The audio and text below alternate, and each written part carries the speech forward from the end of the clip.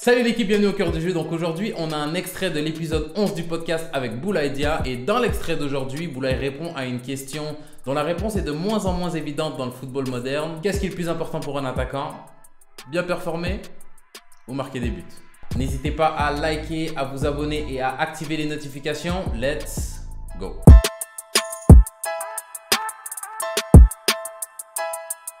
Moi, j'ai toujours eu le truc de, avant de marquer, faire un bon match. Ça, c'est mon grand frère qui m'avait dit à l'époque.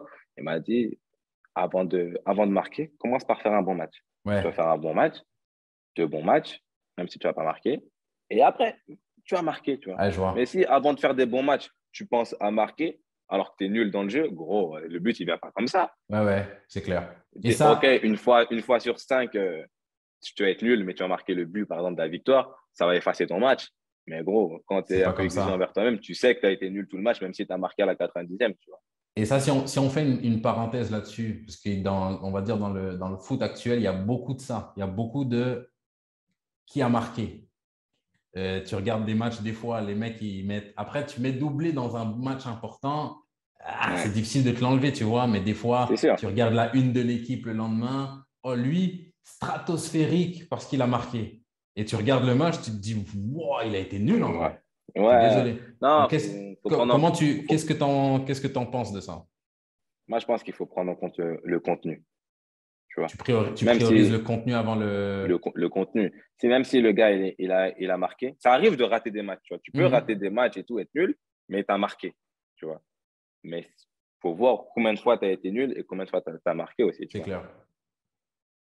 C'est ça le truc. Pour moi, il faut voir le contenu. Parce que c'est vrai que des fois, il y a des buts qui sauvent ton match.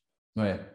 Mais si c'est trop fréquent, tu dois te poser des questions. Ouais, les gens vont dire oui, mais il marque. Oui, mais il marque. Mais ça veut dire, imagine s'il était bon et en plus il marquait. Et qu'il marque. Ouais. Ce sera encore mieux.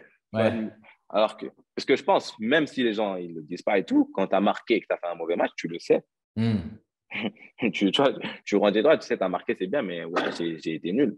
Ouais, je vois. Tu vois, je préfère, tu vois, c'est mieux de marquer un but et de rater trois plutôt que de marquer et d'être nul. Ouais, je vois. Tu vois, parce qu'au moins, tu as eu 4 occasions. Pour un attaquant, c'est 4 occasions déjà dans un match, c'est beaucoup, par exemple. Ouais. Tu as eu des occasions, tu n'as pas mis, ok, mais c'est pas grave, ça va tourner. Mais au moins, tu as eu des occasions, tu as fait ton match. Mais si tu es nul, tu n'as pas d'occasion, tu n'as rien, mais tu mets un but de la tête à 90 minutes, ok, on va dire héros et tout, mais dans le contenu, tu sais que, et si tu travailles pas si tu restes sur ton but marqué et tu ne travailles pas sur l'aspect que tu as été nul pendant le match, tu vas faire une semaine de travail médiocre et pareil, le week-end d'après, tu vas revenir. Ça va finir par te rattraper. Et dernière question sur cette saison à Reims, tu as beaucoup marqué en première moitié de saison. Ouais. Et en deuxième moitié de saison, il y a eu des moments de creux. Ouais. Ça, comment tu gères ça, la crise de but? Parce qu'il y a beaucoup, tu sais, les attaquants, oui, il faut marquer. Et là, ça, tu parles du contenu, mais il y a des, à part les Cristiano, les Messi, qui eux, pendant longtemps, ils marquaient tous les week-ends, la plupart des attaquants, même quand ils font une saison à 20 buts, c'est pas, il y a 38 matchs, il a marqué un match sur deux. C'est des fois triplé, doublé. Après, pendant 4 matchs, il n'y a rien. Comment tu gères ça bien sûr. mentalement? Quand tu ne marques pas, mais tu es toujours dans ta période de confiance, ça va. OK. C'est pas encore, entre guillemets, grave.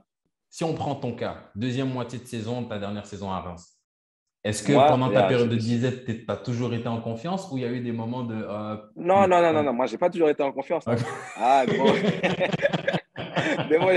des fois, j'étais là, je disais, ouais. Première partie, ça va. J'ai eu des périodes où je ne marquais pas, hein, mais je finis peut-être à 10, je crois. 8 ou 10 à la trêve. Non, attends. J'ai l'impression que tu étais à plus. Je crois que je finis à 12. Hein. Ouais, je pense que tu étais à plus. Et là, je reviens après la trêve. C'est poussif. On nous dit collectivement, on n'est pas bien, on ne gagne pas et tout. Et moi, voilà, comme je disais tout à l'heure, il y a des matchs où il n'y avait même pas d'occasion. Tu vois ce que je veux dire? C'était putain, je rentre chez moi et tout, je regardais le match et tout, je me dis, aujourd'hui, je n'ai même pas tenté. Et ça, déjà, ça te frustre plus que ne pas avoir marqué déjà. Ouais. Parce que pour marquer, il faut tenter. Je dis, je me suis pas créé d'occasion et tout. Mais c'est pas grave, tu joues, après, tu as commencé à faire 3, 4 matchs. Et comme auparavant, tu as marqué une dizaine de buts, là, la disette, les gens, ils viennent dire avec les journalistes, hey, 17, 17. Ouais. Ça arrive de ne pas marquer. Mais comme tu as habitué les gens, ils veulent toujours plus. Ouais. C'est ça notre métier aussi, en tant qu'attaquant. Quand tu marques, tu marques, tu marques, tu marques, les Ouais, gens, c'est que ils veulent t'as mis toujours la plus. barre haute, donc maintenant, il faut C'est garder le ça. rythme. C'est comme si tu vas peut-être un jour en première partie de saison, tu vas mettre 20 buts. Ah, là, 20 buts, faut que tu termines à 40. tu vois? Et là, en fait, le fait que nous, on ne gagnait pas et que moi, qui étais censé marquer, qui marquait auparavant et qui était censé marquer, je ne marquais pas, tout de suite, on m'a dit, disette, tu le prends comment? J'ai dit, ah, gros, tu veux le prendre comment? Tu es conscient de ce que tu fais, mais tu rentres tu vas à l'entraînement, tu travailles. Il ne faut surtout pas te dire, ah, j'y arrive pas. Parce que Hmm. ça, tu t'enfonces toi-même dans le truc, tu vois. Alors, si tu vas à l'entraînement, comme si tu marquais, hein. Il faut t'entraîner comme si tu marquais, comme Ouais. s'il n'y avait rien. Il faut toujours s'entraîner comme ça, tu vois.